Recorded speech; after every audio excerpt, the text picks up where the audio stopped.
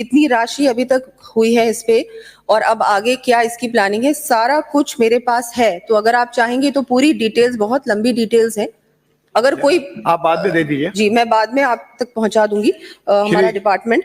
और हाँ, गंदगी की जो बात है, बिल्कुल अब धीरे धीरे राजस्थान में ये सारी जो गंदगी है, 5 साल में बहुत ही गंदगी इकट्ठा हो चुकी है।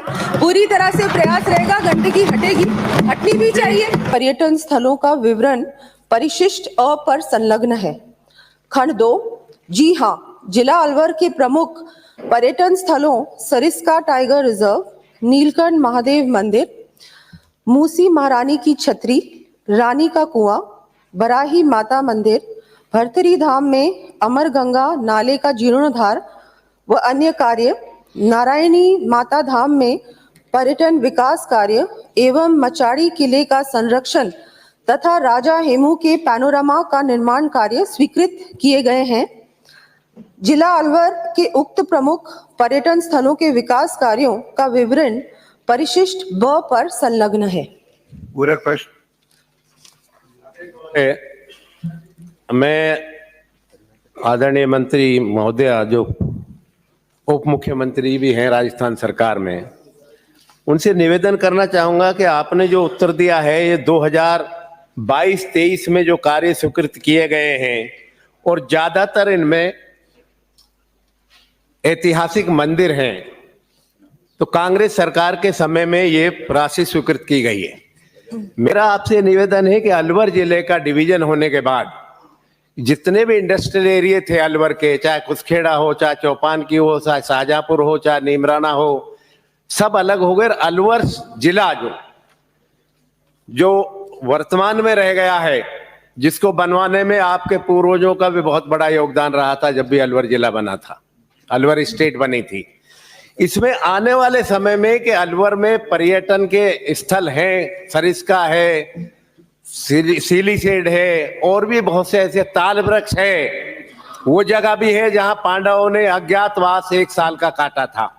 तो इनको डेवलप करने के लिए आगामी सरकार जो अब बजट लेकर आएगी, आप एक पावरफुल मंत्री हैं उस सरकार में, महत्वपूर्ण हिस्सा है, तो मैं आपसे निवेदन करना चाहूंगा आसन के माध्यम से कि अलवर जिले के इन पर्यटक स्थलों को विकास कराने के लिए आपका क्या योगदान रहेगा सरकार का आगामी बजट में, ताकि अलवर जिला एक दर्शनीय, क्योंकि एक्सप्रेस हाईवे जो बना है बॉम्बे वाला, इसकी वजह से अलवर की दूरी सिर्फ दिल्ली से 1.25 घंटे की हो गई है। तो लोग वीकेंड पे आए और वहां सरिस्का, सीलीसेड और टूरिज्म अच्छा चमके। मैं आपसे ये निवेदन करना चाहता हूँ। मंत्री महोदय। जी, माननीय अध्यक्ष महोदय, मैं माननीय सदस्य को बिल्कुल इसके बारे में बताना चाहूंगी कि पूर्ण रूप से हमारी सरकार, हमारा जो संकल्प पत्र है उसमें भी जो टूरिज्म है उस पे बहुत अधिक हम लोग पूरी तरह से फोकस करेंगे और निश्चित रूप से अलवर के पूरे जिले में जितने भी टूरिस्ट हमारे स्थान है, धार्मिक स्थल है, और भी इसके अलावा जो भी ऐसे स्थल आप भी मुझे अगर इसकी जानकारी देंगे तो निश्चित रूप से इस पे हम लोग कार्य करेंगे और जितने भी टूरिस्ट डेस्टिनेशंस हैं उनको डेवलप करने के लिए पूर्ण रूप से योजना भी बनाई जाएगी और उस पे धरातल पे काम भी होगा।